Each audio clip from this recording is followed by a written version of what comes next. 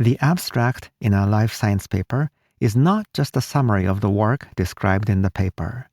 The abstract has a very specific structure so that it makes the entire logic of the paper clear. Then, can you describe the abstract structure in your own words? Let's do it in today's episode. Hi everyone, welcome to the Foundational Skills in Life Sciences podcast. I'm your host, Dr. Synaptologica. We discuss the skills that life science scholars learn, use, and improve throughout professional activities. Your benefit is expressed in my motto, learn the skills, enjoy academic life. The last episode. The last episode was episode 38, and it was the 24th episode in the mini-series on reading. There, we started discussing the abstracts of life science papers. The overall step was, step 12, understand the structure of the abstract. And we focused on the first of the two sub-steps. Step 12-1, read a good explanation about the abstract structure. We learned the structure of the abstract by reading a one-page document. It was the Nature document for the abstract guidelines. We learned two important principles from the document. 1. Abstract structure. Abstracts are carefully structured, and they will follow a standardized format rather than being written in a random format. 2. Role-based sentences. Such a standardized format is possible because each sentence, or a group of sentences, has a special pre-assigned role, each contributing to the overall coherent structure. If you have not listened to the last episode yet, please take a moment to do so. Today's episode. Now that we have read the Nature document, may I ask you a question? Can you describe the abstract structure in your own words? Today, we will clarify the structural framework of the abstract, and we will summarize it using our own words or terms. Our sub-step today is Step 12-2, clarify and summarize the abstract structure. In the previous sub-step, we have read the excellent explanation of the abstract structure in the Nature document.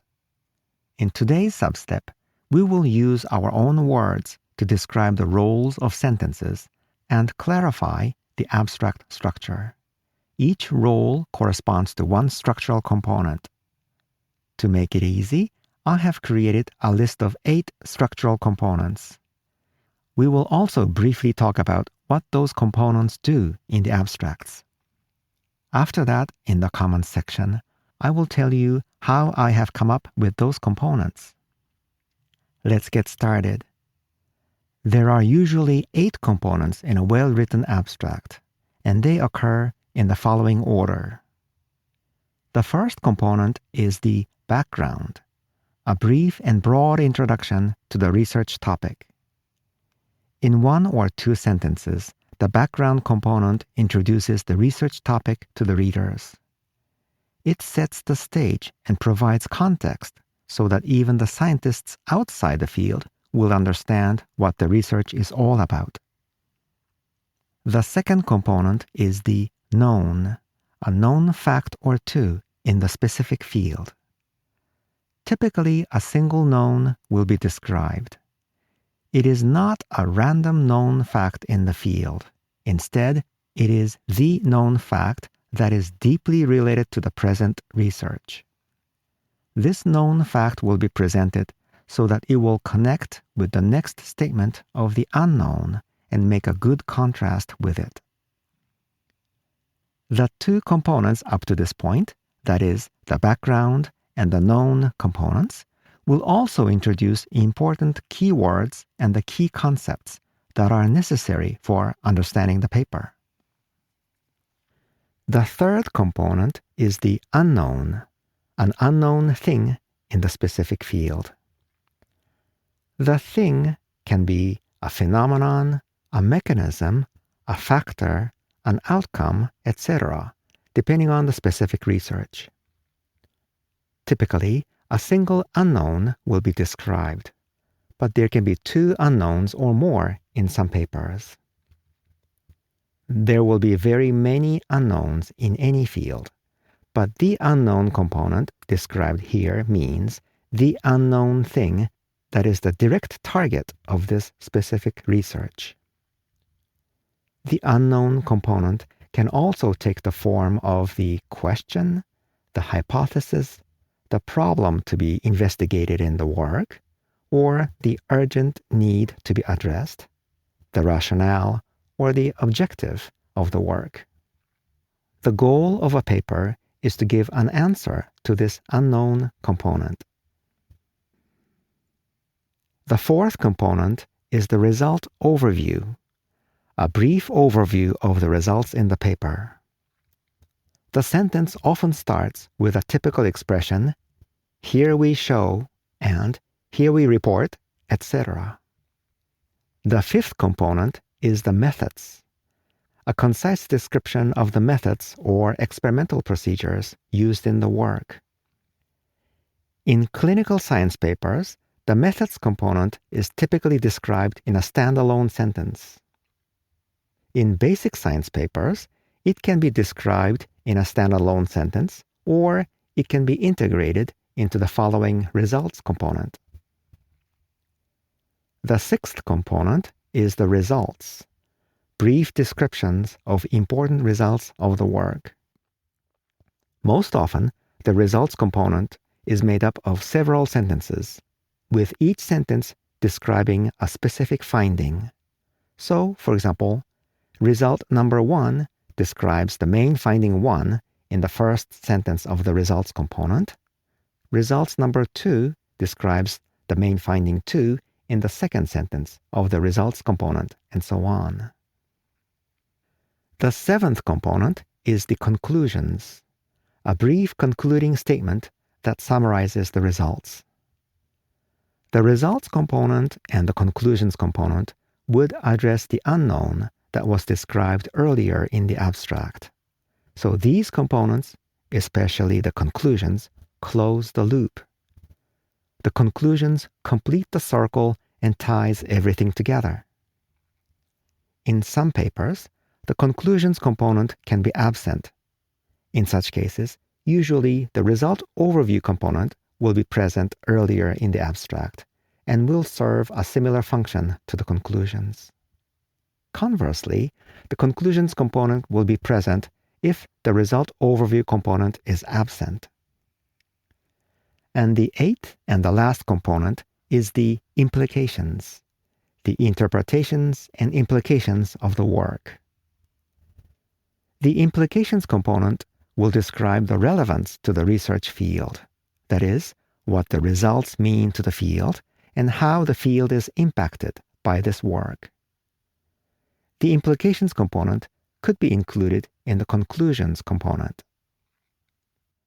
So these are the most common 8 structural components of well-written abstracts. I have 3 comments here. Comment 1.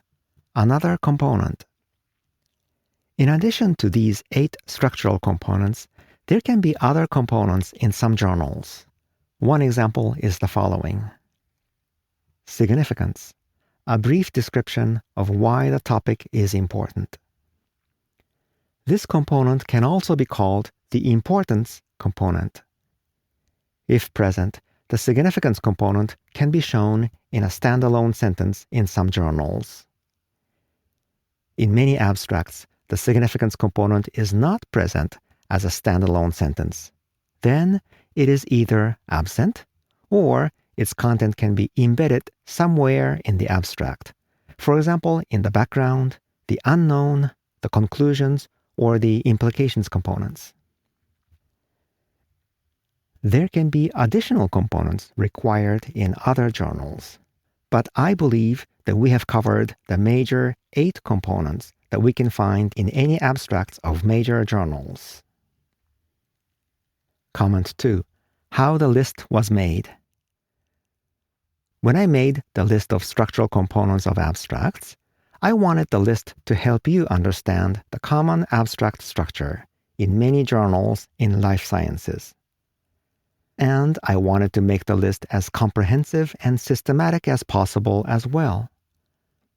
For this purpose, I relied on my extensive experience of reading papers in both basic sciences and clinical medical sciences. In addition, to make the list solidly based on real abstracts, I re-examined the abstracts in multiple scientific journals. I intentionally selected general-purpose journals that do not focus on narrow scientific fields. For example, I did not select journals dedicated to my field, neuroscience. Instead, the published papers in the journals that I selected will cover a wide range of topics across multiple scientific disciplines. This way, this list will be general enough that all of you will benefit from the list, irrespective of your specific field. I also selected journals with high impact and prestige in the scientific community, according to most life scientists. They are often called the top-tier journals. So here are the journals that I examined this time. In basic sciences, I examined 3 journals: Cell, Nature, and Science. I heard many students abbreviate these 3 journals as CNS. That's not central nervous system. In clinical medical sciences, I examined 3 journals: The Lancet, the New England Journal of Medicine, and the Journal of the American Medical Association, or JAMA. Later, we will examine more journals, including more specialized journals focused on specific fields of life sciences. This way, we will be able to make the list more systematic, and also I will be able to talk about some variations in the abstract structure. They will be the topic of later episodes. But again, let me say that our current list will cover the 8 major components that we can find in the abstracts of major journals. Comment 3. How each component is represented in an abstract. There are some differences in how each component is represented in an abstract. I mentioned them briefly while I was explaining the list. Such differences can be based on the author's writing style, if they are allowed by specific journals, or such differences could be specified by the journal as the predetermined style. I have seen at least the following 4 differences.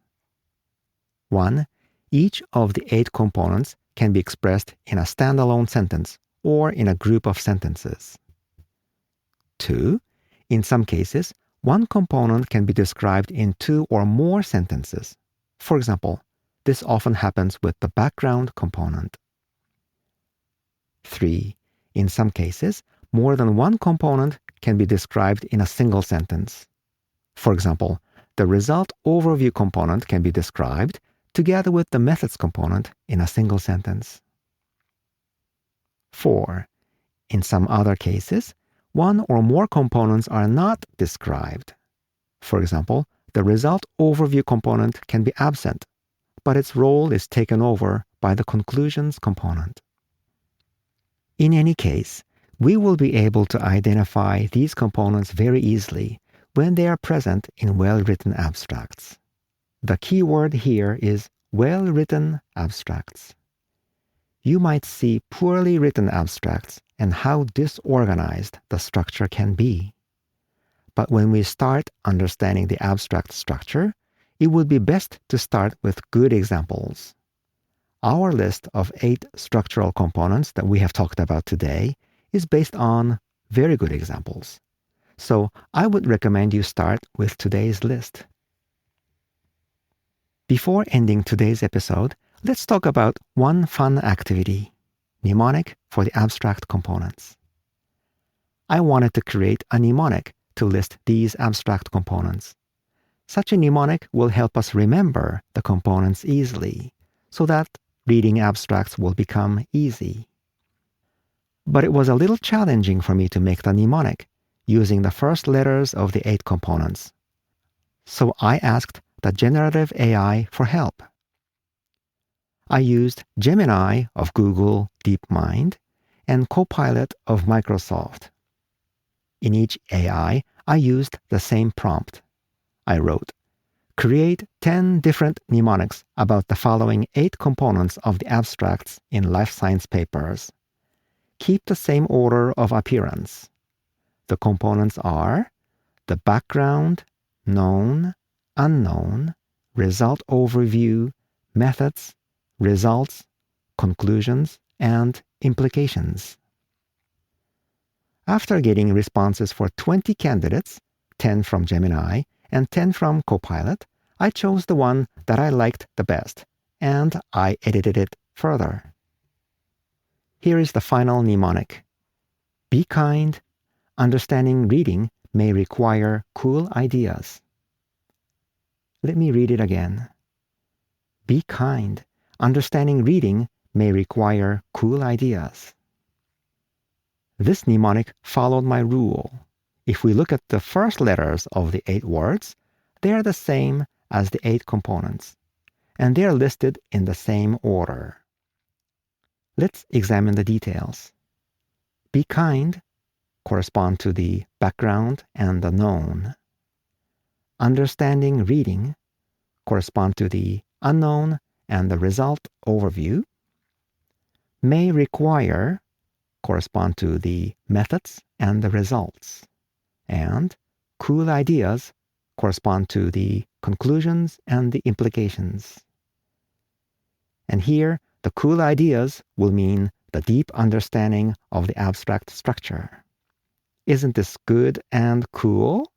I really like it. It sounds great when I read it. But at the same time, I found that remembering this long mnemonic is a little harder than remembering the 8 components directly. So let's treat this mnemonic simply as a fun activity. This is the end of my comments. Let's wrap up. Summary. Today, we focused on one substep. It was Step 12-2, clarify and summarize the abstract structure. We used our own words to describe the 8 major structural components of well-written abstracts. The components were the background, known, unknown, result overview, methods, results, conclusions, and implications. I hope you will find it easy to understand the abstract structure once we name its components and learn their roles clearly in any well-written abstract. This is it for today. Your action. Now that we have set up our system of structural components of the abstracts, we would like to see how our system is similar to or different from the nature document for the abstract guidelines that we talked about in the last episode. Please compare the 2 systems and tell me what you will find from the comparison. Please send me an email about what you found and about your thoughts. We can discuss them together so that we can improve our understanding of how the abstract is constructed. My email address is ideas@synaptologica.com. Thank you for joining me in today's episode of Foundational Skills in Life Sciences. I'm Dr. Synaptologica. I'll see you soon. Bye for now.